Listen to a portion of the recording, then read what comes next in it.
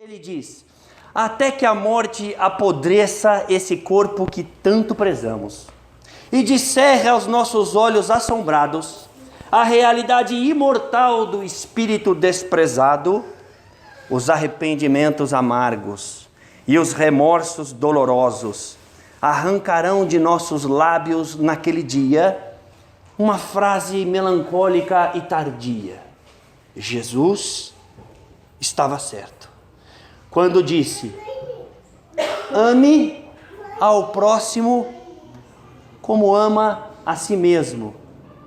Ame a Deus sobre todas as coisas. Tendes gratidão, tendes amor, tendes compaixão. Somente da paz é o de que necessitais. A culpa, diz Joana de Ângeles, acomete a todos nós em algum momento da vida. Nós vamos encontrar o significado desta palavra no século XIV. A definição do século XIV cabe até os dias de hoje. Mas os objetos subjetivos, as intenções, as instituições castradoras, a internalização, os registros que fazemos para que se dê campo à instalação da culpa foram muito diferentes. Foram se transformando ao longo do aculturamento da criatura humana. Ele diz: culpa é a falta para com a lei civil ou religiosa. Mas não é só isso. É também a consciência dessa falta por aquele que a cometeu. E coloca uma divisão. Ela estaria entre o erro e o pecado, sendo maior que um erro e menor que um pecado. Começa a instituição da consciência de todo o programa que a gente entende como sendo certo ou errado. Coloca também que é uma responsabilidade ética de uma ação infeliz. Ou seja, eu não preciso ter um comportamento dito errado para sentir culpa. Basta que eu me sinta responsável eticamente por aquele comportamento. No campo da consciência e da psicologia, nós diríamos: é um instante em que nós perguntamos o que podemos e o que devemos fazer. Eu quero, mas eu posso. Eu posso, mas eu quero. Eu poderia, por exemplo, vir com a minha testa tatuada. Sou culpado e vacilão. Tá até na moda. Tá na moda. Poderia ou não? Sim ou não? Sim.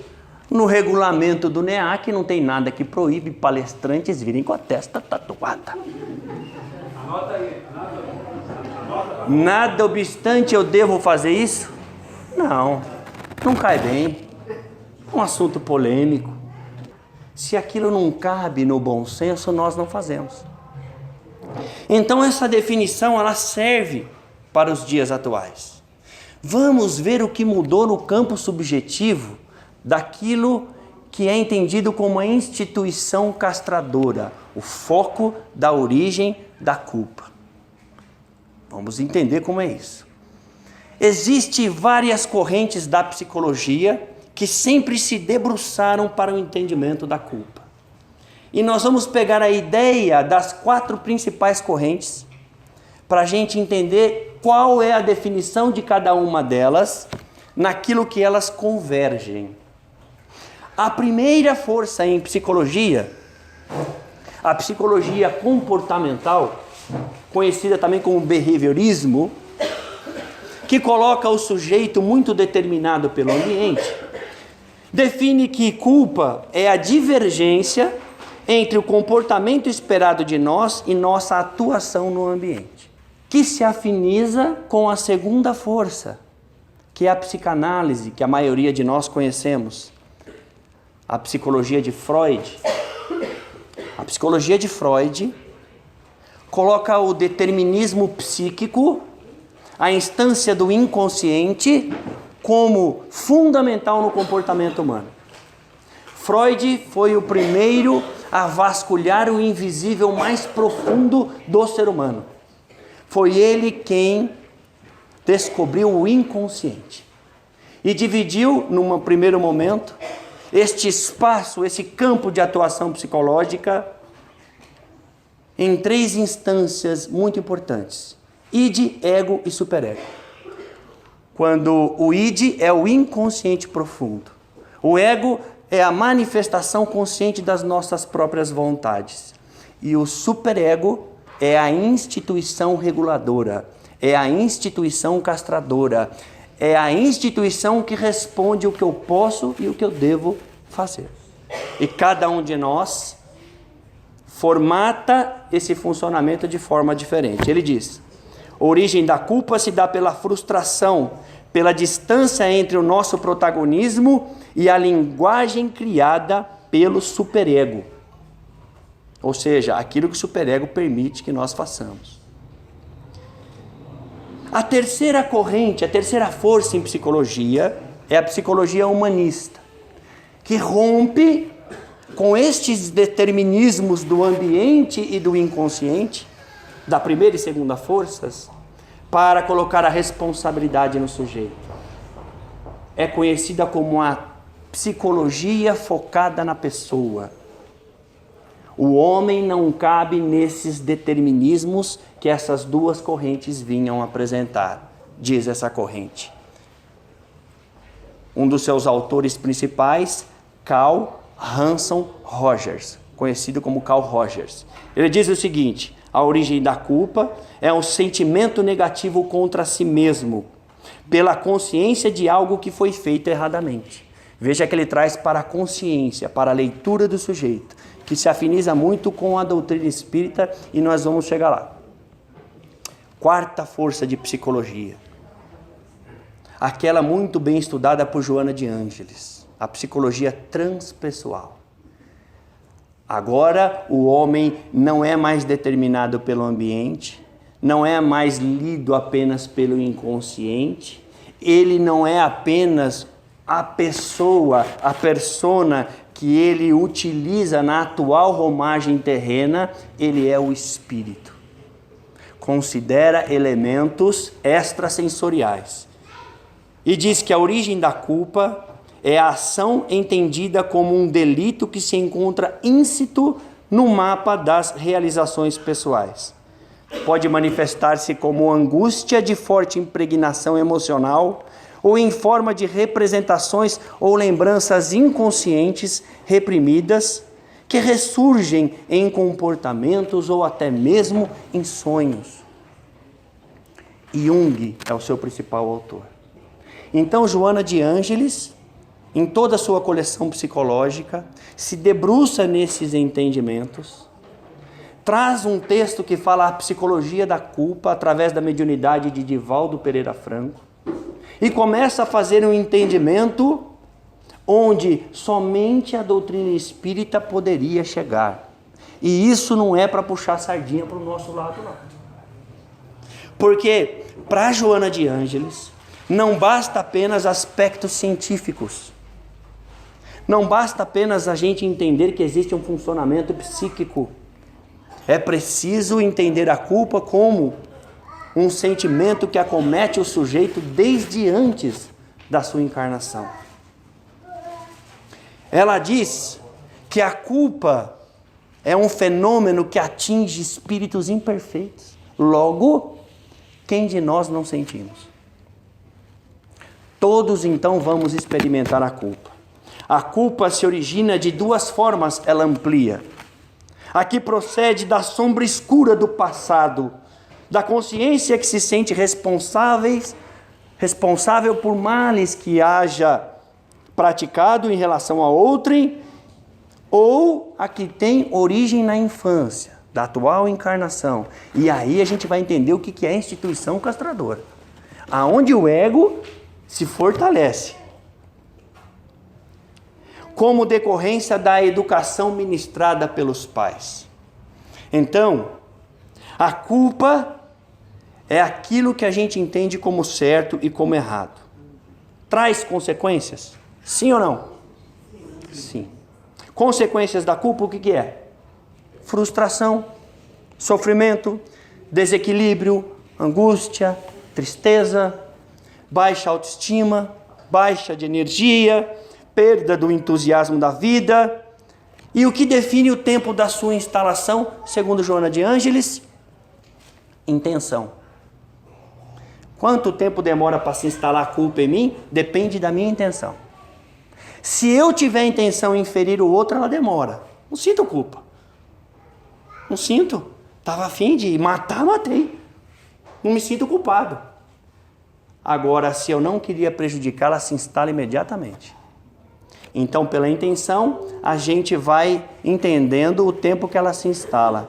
E a intenção, a gente vai entender pelo aculturamento social. Bom, sabendo dessas divisões, vamos entender como isso se dá então nas crianças.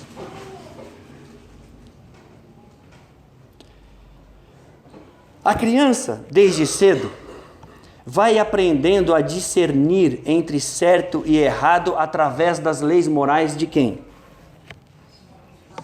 Dos pais. Então ela sente culpa até pelo que ela não sabe. É o pai que diz o que é certo e o que é errado. E quando a criança vai à margem desses interesses dos pais, ela se sente culpada. E isso vai mudando de geração em geração? Vai. A instituição castradora é a religião, é o trabalho, é o pai, é a mãe, é a avó, é o namorado, é o marido, é a esposa. Tudo aquilo que dita as regras morais, que aponta o dedo, que fala o que pode e o que não pode, é uma instituição castradora. No meu caso, a instituição castradora é minha mãe. Boa noite. Chegou aí. Por quê? Porque meu pai se separou de minha mãe e eu convivi com ela, então eu tinha uma instituição castradora. E ela regulava o que era certo e o que era errado. E na minha infância, os piolhos eram pedófilos. Porque eles atacavam a cabeça das crianças e não dos adultos. E a minha mãe que ditava a regra, veja como as coisas estão mudando. Eu tinha cabelo. Eles se instalavam naquela cabeleira linda.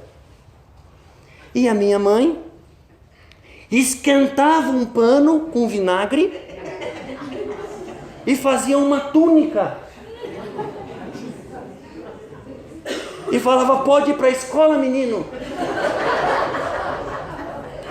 Que mãe faz isso hoje com o filho sem sentir culpa? Imagina. Você ia? Eu ia. E não era bullying. Não era. E a coisa era tão disseminada que muitos supermercados faziam promoções maravilhosas. Se você comprasse 2 vinagres, ganhava um pente fino. Porque isso era comum. Então, a definição é a mesma, mas o tempo vai fazendo as questões subjetivas mudarem. Regras sociais de convívio. O outro é o nosso espelho, a gente se reconhece nele. Então, o outro também é uma instituição castradora. Vivi numa época em que visitas eram bem-vindas. Era uma época diferente. A gente via os amigos. Hoje não precisa mais ver na foto do WhatsApp. Mas nessa época a gente visitava as pessoas. E a minha instituição castradora já dava as regras da visita. Filho, estamos indo na casa da nossa tia. Olha lá, você conhece minha mãe, né? Acho que é isso aí. Você vai na casa dela, se te oferecerem alguma coisa, não aceita. Por quê, mãe? Está oferecendo por educação. Ela não tem. E eu ficava pensando, como alguém oferece o que ela não tem? E vivo num mundo hoje que as pessoas não oferecem o que tem. É diferente. Olha como mudou. Então, quando eu chegava, morrendo de fome, a minha tia me oferecia bolinho de arroz. Você quer bolinho de arroz? E eu, com fome, olhava para a instituição castradora. Não estava escrito na testa porque não era moda, mas estava nos olhos da minha mãe. Os olhos de mãe falam as regras sociais. E ela me olhava e no olhar dela estava dizendo: se comer eu te mato, vacilão. E eu, morrendo de fome, olhava para minha tia e falava: não. Então nós vamos percebendo que a culpa depende também das regras sociais, da cultura que vivemos. E a terceira parte importante para as crianças. A criança deve entrar em contato com seus atos sem traumas psicológicos, sem tensões. Vamos falar um pouco sobre isso, para que ela não acione mecanismos de defesas psicológicas, que é a esquiva, que é a negação, que é a projeção. É aquele que diz: não fui eu com medo de apanhar. Então você veja que quando a instituição castradora é muito rigorosa, a criança não entra em contato com o que fez e começa a formatar culpa. Vai ser alguém que terá dificuldade de entrar em contato com atos que entende pela sociedade como sendo intolerantes. Ele precisa de campo para aceitar a verdade, aceitar o que fez. Voltando para a época de infância. Eu vivi uma infância, quem viveu da década de 70, década de 80, teve uma infância parecida, em que prazo de validade era alimento com bolor. É assim, a minha avó pegava uma bolacha, me dava aquilo, se tivesse embolorado, ela tirava o pedaço embolorado. Ah, esse aqui tá bom, meio tá bom, filho, vai assim. O prazo de validade era medido pelo olfato, né? Pegava um leite, sei lá de quando, dava uma cheirada, pode tomar que tá bom. Aquilo era prazo de validade. Hoje em dia, se uma mãe der algo vencido para o filho, fica 2 noites sem dormir. Mas a minha avó dava. Ela dava. E não sentia culpa, era outro ambiente. Olha a culpa aí. Come, menino, porque o que não mata, tudo década de 70.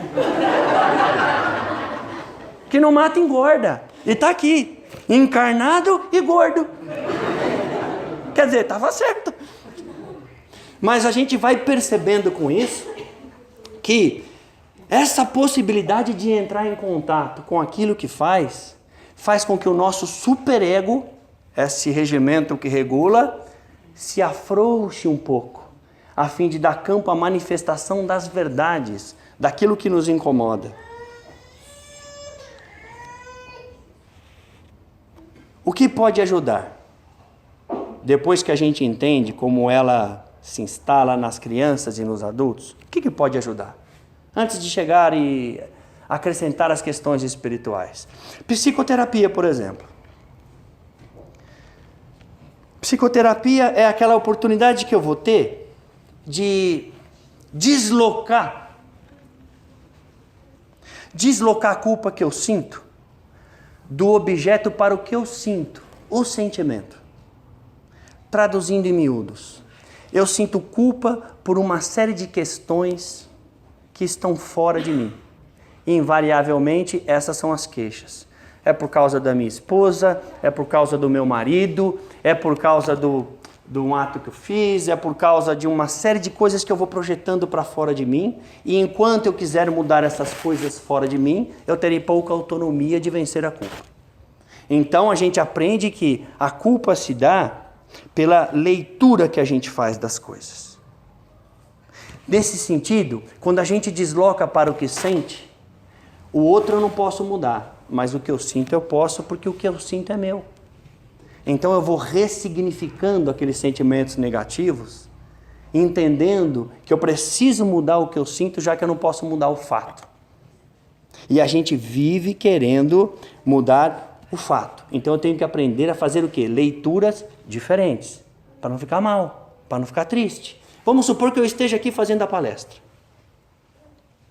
Aí metade do salão levanta, torce o nariz e começa a sair. Esse é o fato. Qual que é a minha leitura? Depende do superego. Se eu for um sujeito pessimista, eu vou olhar aquele povo saindo e vou começar a chorar. A palestra está ruim, o povo está indo embora, vou ficar quieto, vou acabar logo. Amém, terminou, o pessoal volta para o passe.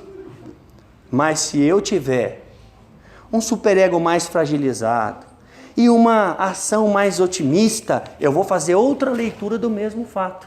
Povo levantando, eu já penso de mim para comigo. Estão gostando tanto da palestra que estão indo correndo buscar os amigos e os familiares. Estão lá chamando para vir aqui assistir. Vou demorar até um pouco mais para dar tempo de chegar. Porque o fato é o mesmo? É o mesmo. O fato é o mesmo. Mas a leitura que eu faço do fato é diferente. E é isso que eu tenho que assimilar. É isso que eu preciso aprender. Se a gente tiver essa habilidade de fazer leituras mais positivas sobre as nossas atuações, a gente vai ter mais saúde para lidar com a culpa. Isso a gente pode fazer. A doutrina espírita vai nos ensinando que os fatos são regulados por Deus. Os fatos são regulamentados por uma inteligência suprema, da qual nós ainda não conseguimos entender. O acidente do carro fatal, aquele avião que caiu, aquele que não entrou no avião que caiu, são fatos. São fatos. Não dá para mudar os fatos. Uma doença que arrebatou. Deus. A gente, muito do que acontece, não vai entender.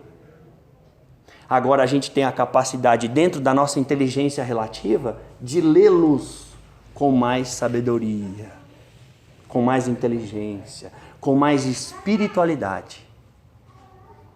E é aí que mora a ação do superego.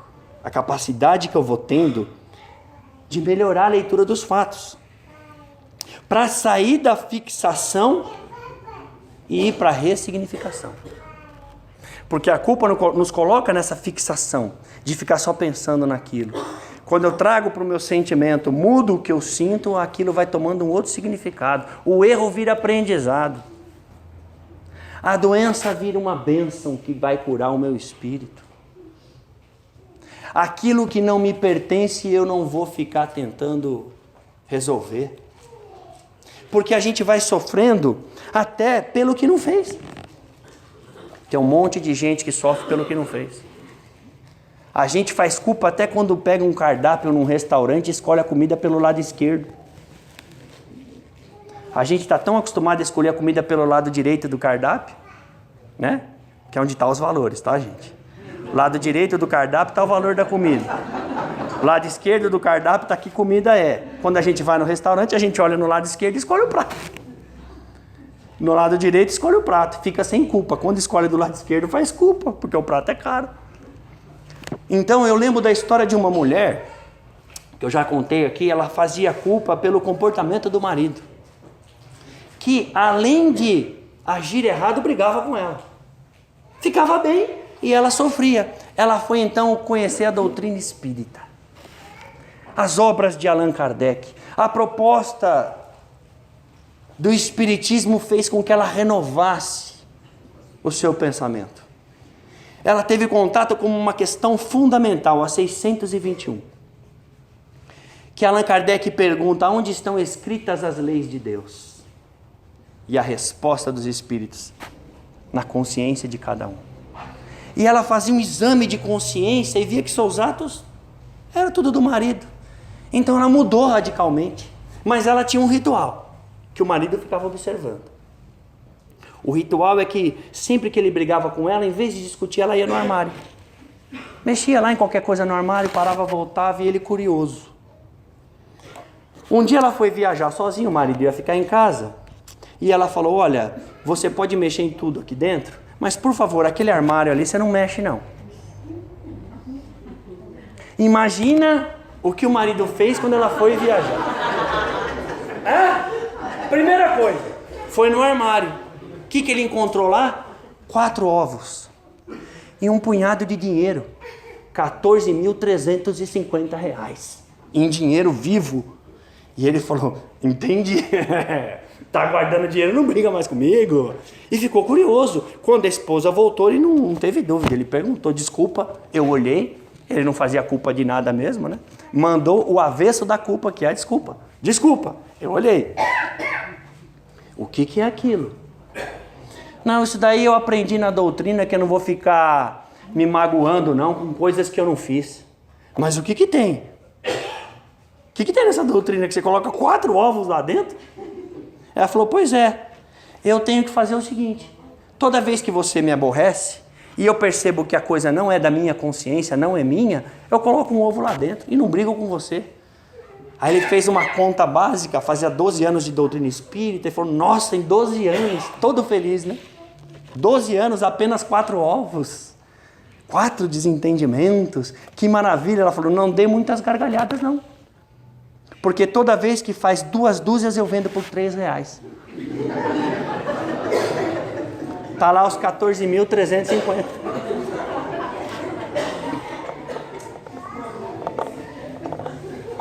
Então, a culpa, ela não é também só negativa. Tem os aspectos negativos da culpa? Sim. O principal deles é a autopunição. Ressentir em vez de ressignificar. Trazer pensamentos negativos. Acionar mecanismos de defesas psicológicas. Mas ela não é só negativa. A culpa tem o seu lado positivo. Imagina se eu cometo um ato ilícito e não sinto culpa. Eu volto a fazê-lo. A culpa me impõe um constrangimento moral que me impede de fazer aquilo novamente.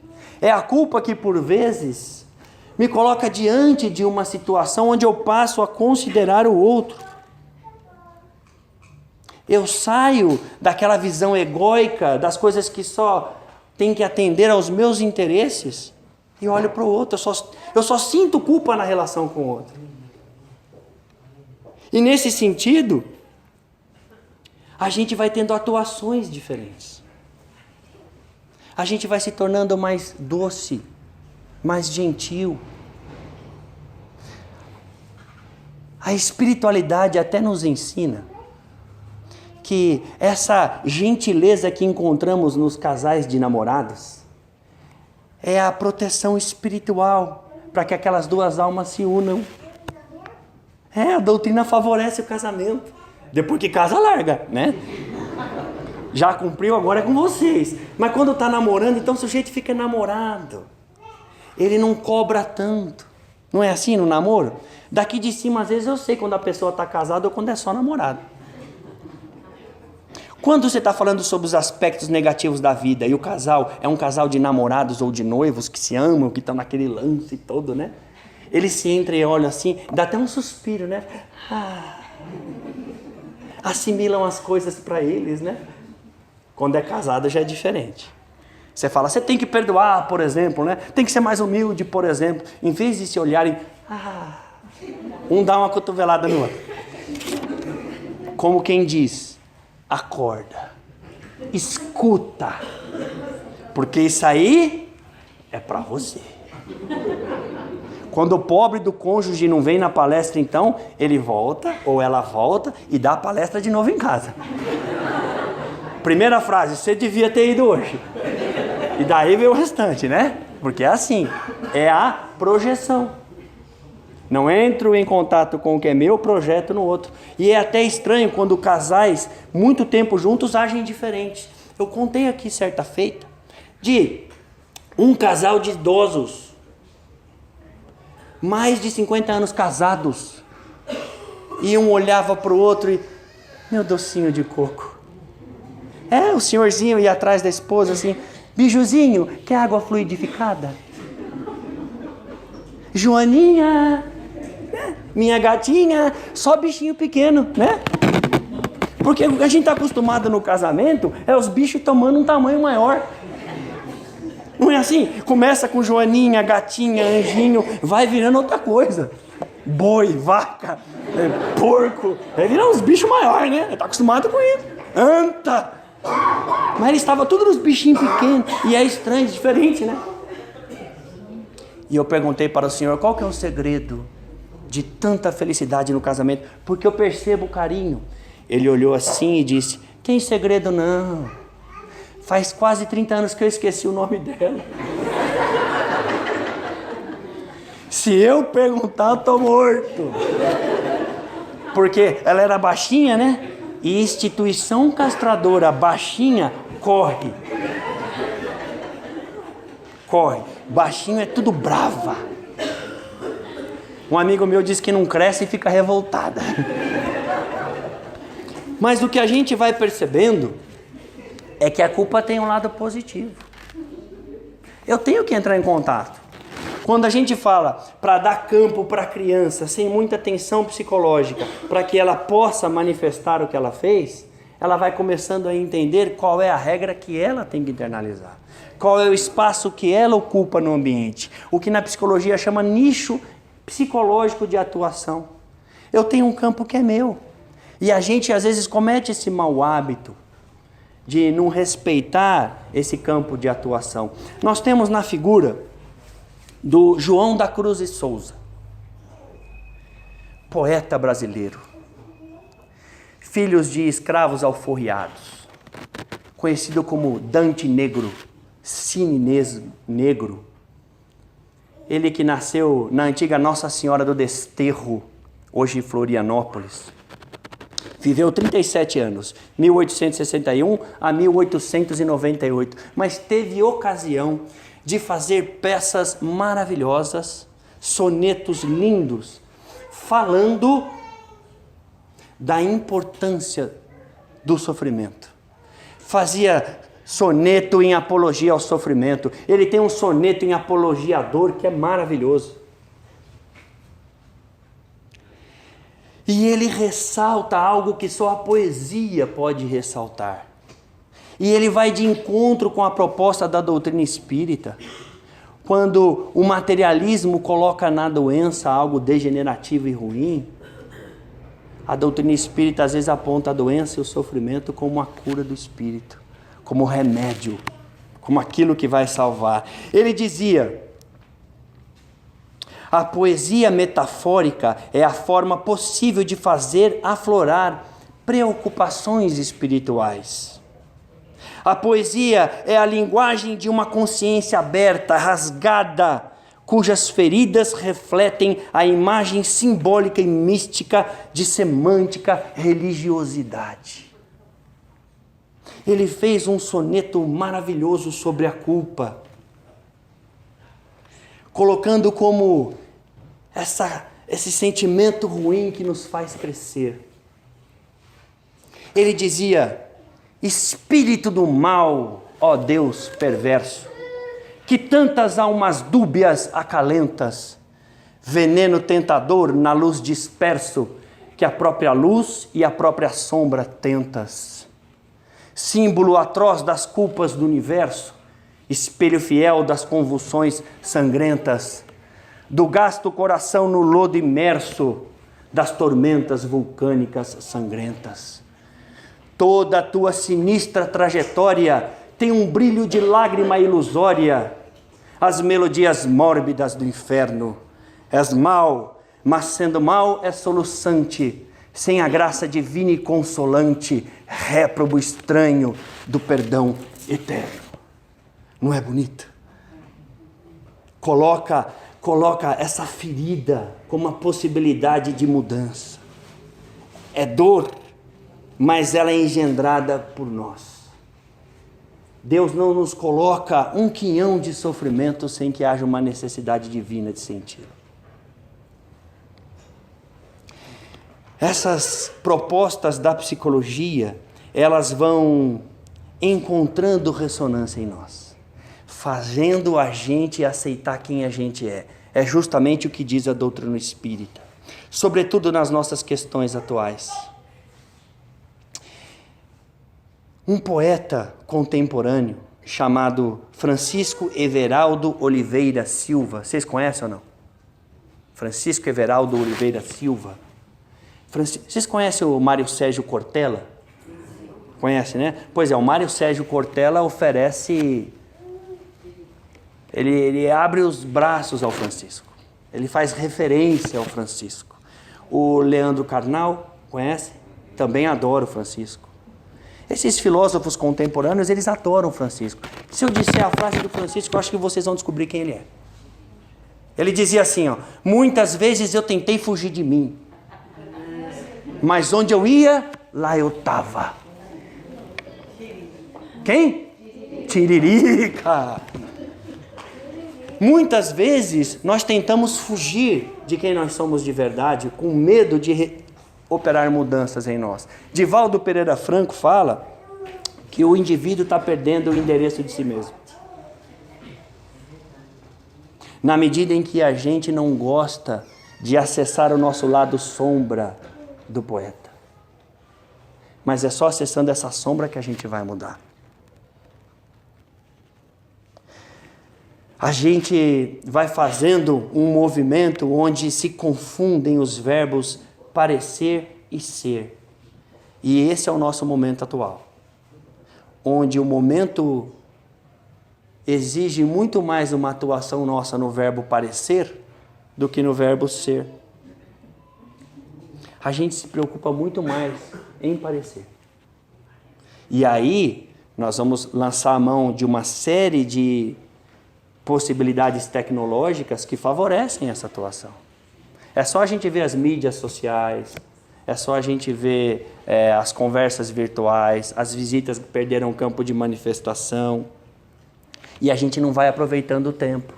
Esse tempo que Joana de Ângeles diz ser tão importante, porque é ele que mensura o momento em que a culpa vai se instalar, e é o contato com ela que vai fazer a gente mudar. Galileu Galilei, filósofo, matemático, físico, extremamente inteligente, sempre buscado para questões de natureza filosófica. Certa feita, um sujeito perguntou para ele, vendo aquele senhor de barba espessa e branca, de pele crestada, pensativo, e ele faz uma pergunta muito interessante: quantos anos você tem? Ele respondeu 10, 9, sei lá, talvez 11. E o menino então sentiu uma estranheza naquela resposta, um senhor daquela idade dizendo que tem 11 anos, tão sábio. 11 anos, ele percebe a dúvida e diz: claro, você perguntou quantos anos eu tenho. Eu tenho mais 11 anos. Porque eu não vou ficar contando os anos que eu já passei. Esse eu não tenho mais. Eu tenho aqueles que estão para vir. E é bom a gente lembrar disso. É bom a gente lembrar que a gente precisa viver o momento atual. A gente tem que saber que esse é um momento importante. Porque senão a gente vai ficar preso ao passado e vivendo de si e de mas. Mas se tivesse feito aquilo, mas se tivesse acontecido aquilo outro. A sua vida seria tão desafiadora como ela é. Porque no mundo de provas e expiações, os enfrentamentos vão ser muito maiores do que os regozijos. Os nãos vão acontecer muito mais do que o sim. Você vai estudar o ano inteiro para passar no fim do ano. Trabalhar o mês inteiro para ganhar aquele salário no final. E você vai postergando. Você trabalha vários dias para aquele feriado. Então a gente começa a projetar a nossa felicidade para esses momentos pontuais do sim, que vão acontecer muito rapidamente. Então eu passo a me preparar para ser feliz na sexta-feira porque vem o feriado, vem o final de semana. Eu vou ser feliz no quinto dia útil porque vem o pagamento. Eu vou ser feliz no mês de fevereiro porque tem carnaval. E assim vai indo. E a gente não vive o dia que está aqui. Tem gente que vem para o centro espírita e não vê a hora do passe. Vai ficar esperando 1 hora. Estou brincando. Daqui a pouco acaba. Mas assim, a gente fica pensando em outras coisas. Quer ir embora. Não vive, não está pertencente aqui. Quando fala, graças a Deus terminou a oração num centro espírita, parece que está gritando, incêndio! Corram todos, salve-se quem puder, porque vai todo mundo embora. E a gente está nessa pressa. Às vezes você está no carro correndo e você, por que eu estou correndo? Tem que ir rápido, eu não sei porquê, mas eu vou. E a gente vai. Então a gente precisa pensar nisso, esse é o momento contemporâneo. Cair em culpa demanda humildade para o reajustamento. Ela faz com que a gente ingresse numa escola de grandes reparações. A verdadeira felicidade está alicerçada no amor e no perdão, naquele da frase de Jesus. Isso é frase de Emmanuel, no livro Pensamento e Vida. A prática do diálogo deve usar como base o amor.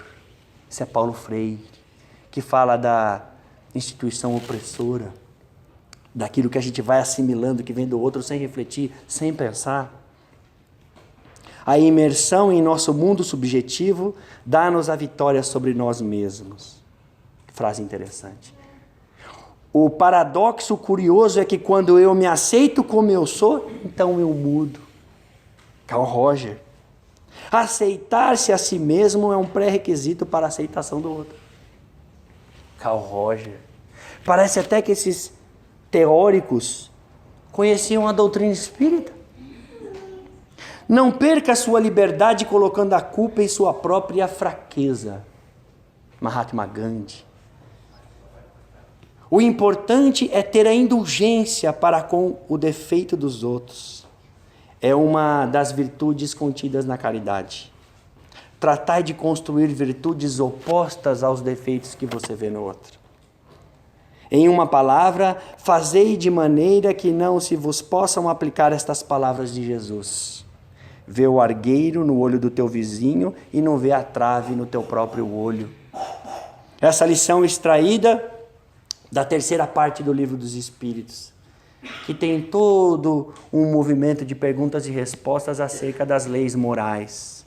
A gente vai entrando em contato com uma série de conhecimento que vai trazer sempre na humildade a base regulamentadora do nosso enfrentamento dos sentimentos de culpa. A gente começa a imaginar se todos esses teóricos tivessem tido contato com a doutrina espírita, com essa possibilidade iluminada de aprender sobre esse código de ética e moral universal.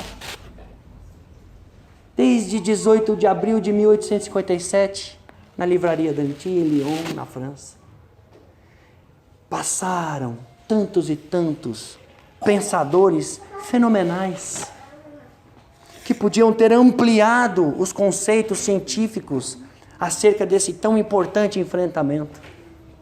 Mas a doutrina espírita, na sua tríplice formação, traz uma proposta científica, um pensamento filosófico e uma consoladora religião. Para colocar na caridade a nossa salvação. Na caridade, o nosso desafio. Enquanto todas as religiões se fechavam para a ciência e diziam para os seus frequentadores que era ali, na religião, que eles encontrariam a salvação, infeliz daqueles que não tivessem contato com aquela religião. Enquanto a ciência não aceita a proposta espiritualista de algumas religiões, atendendo a coisas que em 2017 já não estão mais veladas acerca das realidades espirituais da vida.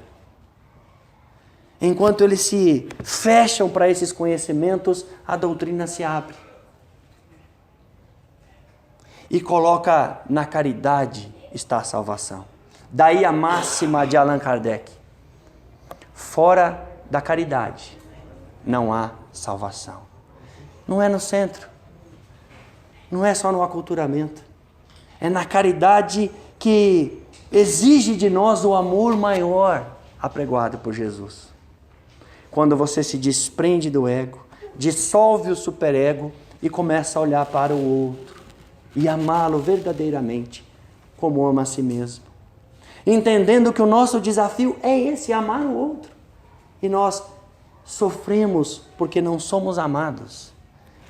num mundo de pessoas imperfeitas que exigem perfeição, num mundo de pessoas egóicas que não amam e querem ser amados, Jesus nos ensina o amor ao próximo, exaltando no outro o que ele tem de melhor, até quando operava os milagres. Mestre, obrigado, posso ver. Não me agradeça. Não fui eu, foi a tua fé. Podes fazer isso e muito mais. A caridade vai nos colocando de frente à gratidão pela vida, ao amor e à felicidade que é a proposta da Boa Nova. E é com este melhor sentimento que nasce em nós, que a gente começa a olhar a vida, as instituições e a natureza de forma diferente, reclamando menos e agradecendo mais. É nesse momento que a gente fala: meu Deus, meu Senhor, muito obrigado por tudo que me destes, por tudo que me dás.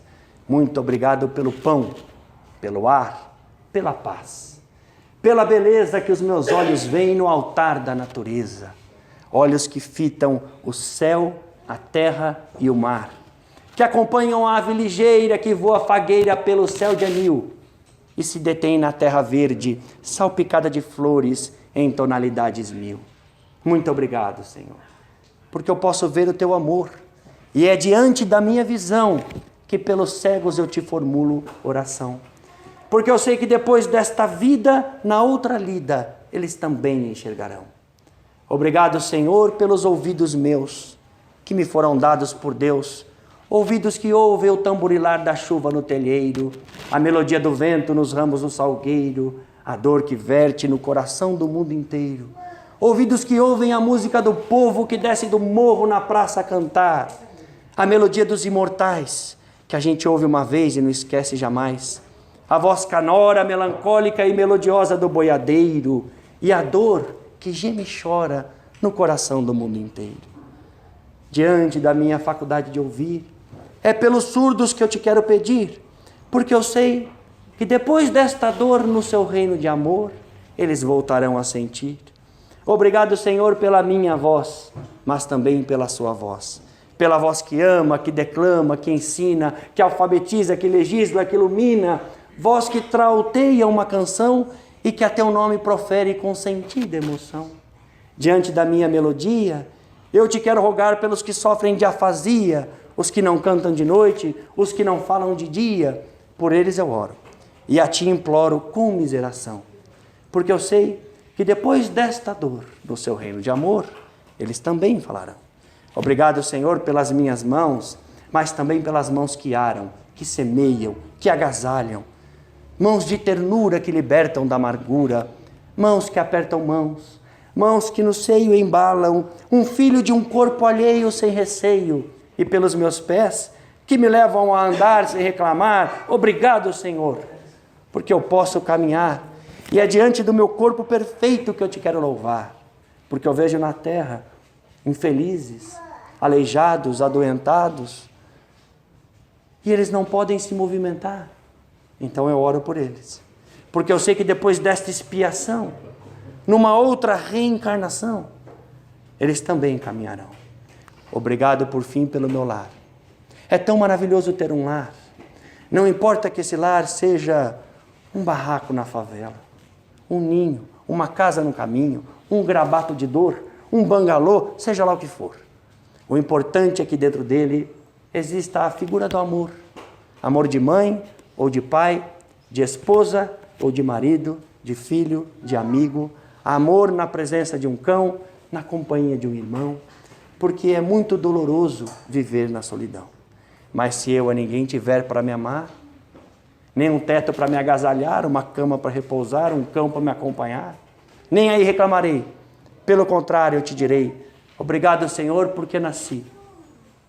Obrigado, Senhor, porque eu creio em Ti, por todo o seu amor. Muito obrigado, Senhor. E assim, vamos abrindo os nossos ouvidos para ouvir as palavras de Jesus, que nos fala ser o caminho, a verdade e a vida. Muita paz, muito obrigado, muito boa noite.